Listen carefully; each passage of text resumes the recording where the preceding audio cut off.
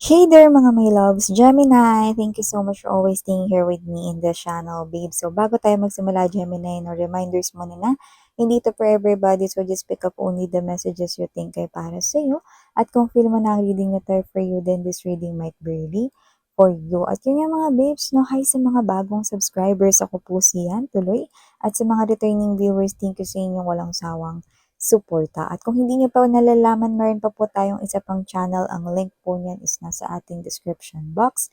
Kaya naman kung interesado kayo no, na tumambay dyan din, kita-kita din po tayo there. At sa mga nandoon na maraming thank you po. Basta, just take only what resonates na dun lamang sa mga feel connected at super drawn kayo na mga mensahe. At kung hindi naman, just leave the rest behind kasi yun ay baka para naman sa iba. So yun nga mga babes, let's go ahead and check these messages here for my Gemini people.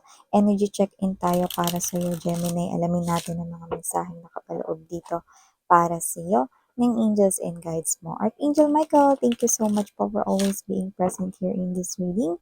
Yeah, together with my spirits and angel guides no, ng ating Gemini people. Can you please show me messages po for Gemini, please? Messages for Gemini, please. Archangel Michael, angels and guides. This reading is intended for my Gemini people. Gemini.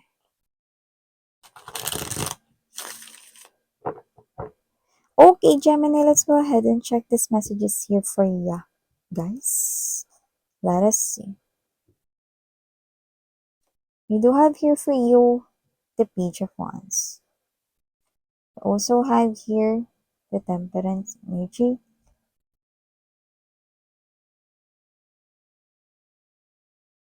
Full card energy. Ten of Swords. Queen of Wands. Eight of Pentacles. Bottom of the deck here for you guys. Page of Swords. Hanged Man energy.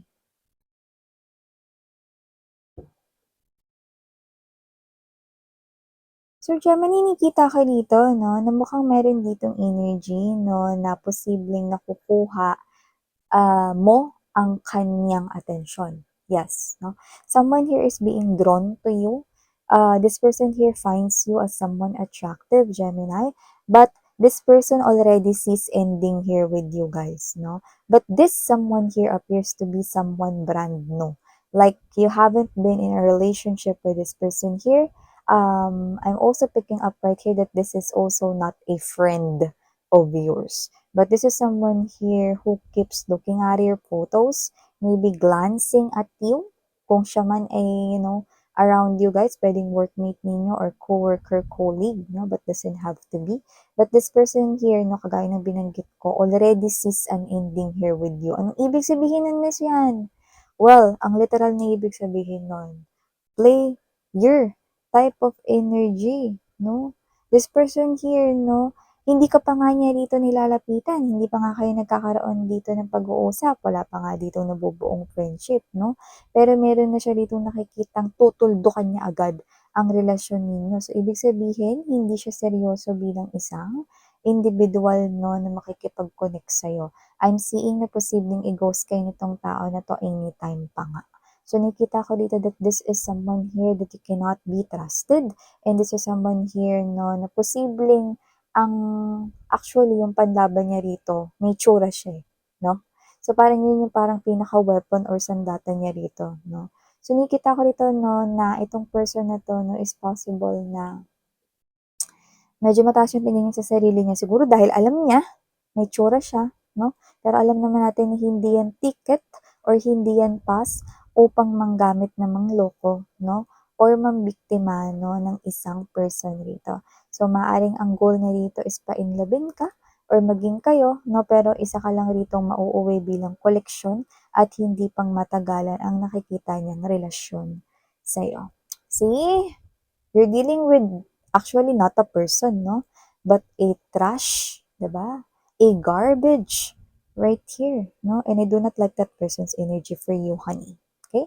So, stay away from that person here, lalo na 'pag naamoy mo ang baho, 'no, ng kaniyang mga red flags, 'no? This is someone here who could be a love bomber, a gaslighter, a narcissistic might be. Okay? So, moving forward right here, nakikita ko rin dito, Gemini, no, that this is you. Nakikita kita dito, no, na mukhang mas magpe-pay attention ka pa rito sa iyong ginagawa, no? Kung ikaw man ay nag-aaral, you're gonna pay more attention with your studies, with your school, no? Or maybe this is you, no, you're gonna pay more attention with your work, no, on how to improve it. Or maybe it's not about your work, but on how to enhance your skills. Paano mo pa mas magagamit rito yung talent mo, yung skills mo, no? Or maybe this is you, no? Paano pa dito mas may improve yung sarili mo more. Others, you could be talking right here about your looks. You know, nakita ko dito na posibleng mas gumanda pa kayo lalo, mas maging attractive pa kayo lalo, no, in the upcoming months right here. Lalo na nangangamoy 13th month pay more, 14th month bonus right here, Christmas bonus right here, no, mukhang nakita ko dito ni hindi ninyo rito pagdadamutan ng inyong sarili, no, sa darating na holiday season. Mas nakikita ko kayo dito na parang mapapawaw dito ng inyo ritong mga people around you, like your mga kamag-anak, no? Lalo na kung may mga family reunion kayo, gathering, pagkikita, no, salo-salo, lalo na sa pagsalubong ng bagong taon or sa Kapaskuhan, no? Parang, uy, sino tong magandang tong pumasok? Yan, oh. Sino tong, ay grabe, ang gwapo talaga nitong pamangkin ko. So, nakita ko dito that you will receive a lot of compliment. Now, maybe you're gonna do something with your hair. Maybe a new hairstyle or haircut would be. Maybe new hair color, no? Or maybe baka nagpabangs ka, no? Kasi alam mo, sometimes, even a little change, no, sa inyong looks, parang akala mo ang dami mo nang ginawa sa sarili mo, no? Ganun. So, nakita ko dito, no, that you might be doing that kind of thing. Or maybe you're just gonna put your makeup or you're just gonna change your makeup a little bit, no? Or maybe, alam mo yun mga babes, no, pwedeng kayo ito, di baka magbago kayo rito ng the way you dress. Yan, no? So, nakikita ka dito that there's some kind of improvement, no, or changes pagdating sa inyo ritong physical appearance or sa inyong looks. Pero babagay ito because you're gonna receive a lot of compliments from here. Yung iba, baka, you know, magpa-rebond kayo or maybe you're gonna do, you know, mga skincare rituals like baka mas magpaputi kayo, no, since meron pa naman tayong enough time, no, before yung holiday talaga, and then may other things related to improving here yourself, no. Actually, you're doing this not to receive compliments from other people, but you're doing this because nakikita ko ditong mas minamahal mo yung self mo. Okay? Yan. So, very good, no? That's very good energy. Aside from that, Gemini, nakikita ko rin kayo rito, no? Na possible rito, mga babes, no? Na meron kayo rito na maka-encounter na someone na brand new. Well, glad to say na hindi ito yung pinag-usapan natin kaninang player, pero maaaring ito ay brand new, no? Na posibleng maging katrabaho mo or posibleng makausap mo siya. Yan, no? At nakikita ko siya rito na maaaring makausap mo siya from little things up to something here that's complicated or baka yung mga problema mo na, mga challenges at test mo na sa life. So, I do pick up that this is someone here who could be na maaaring maging friend mo. Pero nakikita kong mas lalalim ang inyong connection. Possible pa nga na yung iba sa inyo, no? Makilala mo siya rito ng, alam mo yung ano lang, feeling mo random lang, ganito.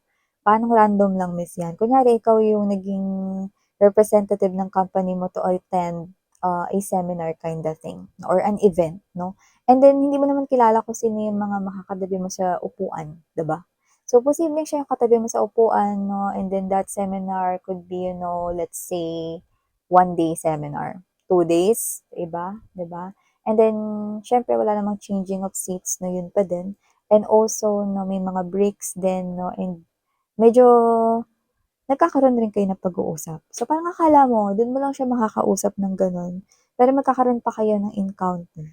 Okay? And nakikita ko kayo dito, no, na posible kayo maging friend nitong tao na to because nakikita ko yung back and forth messages na pinapadala ninyo sa isa't isa, no? Hanggang sa nakikita ko na kayo dito lalabas na kayo, you're gonna travel together, Okay, this person here, no, you will go out with this person here, pero sa umpisa, it's not a date. Parang, sumama naman ako, may free ka bang time? Kasi kailangan ko talaga ng extra hand kasi may kailangan ako mga bilhin. Yan, mga ganun. No? So, at first, okay, ganun lang, no? Kasi yung iba, iniisip agad, no? Lalo na kapag it's just the two of you, date na agad. Uy, date yan, ganyan, no? Pero it's not that agad-agad, no? So, nakikita ko at first na parang, like, platonic lang ang inyo rito magiging connection, no? Pero who knows?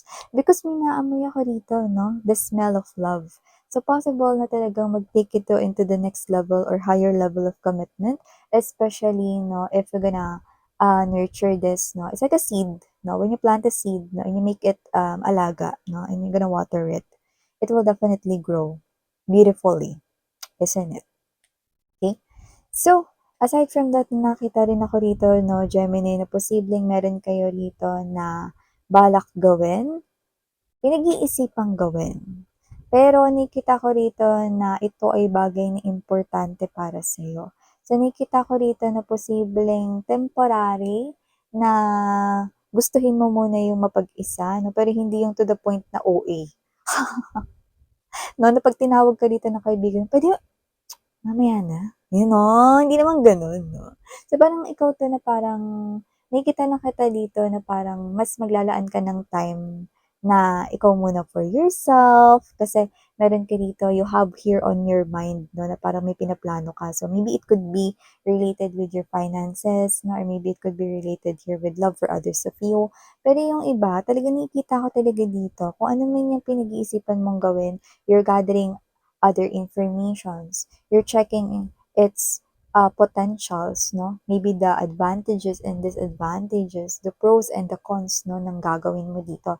So, nakikita ko dito that you're just taking here your time, you're not pressuring yourself, no? And nakikita ko dito that you're doing that kasi gusto mo dito maging plakado at maging maganda ang pinaka-resulta ng gusto mo ditong isagawa, Gemini. So, beautiful, no? Beautiful energy coming from you, guys. So, nakikita ko rin dito, no, na possible rin mga babes, na makareceive kayo dito ng importanteng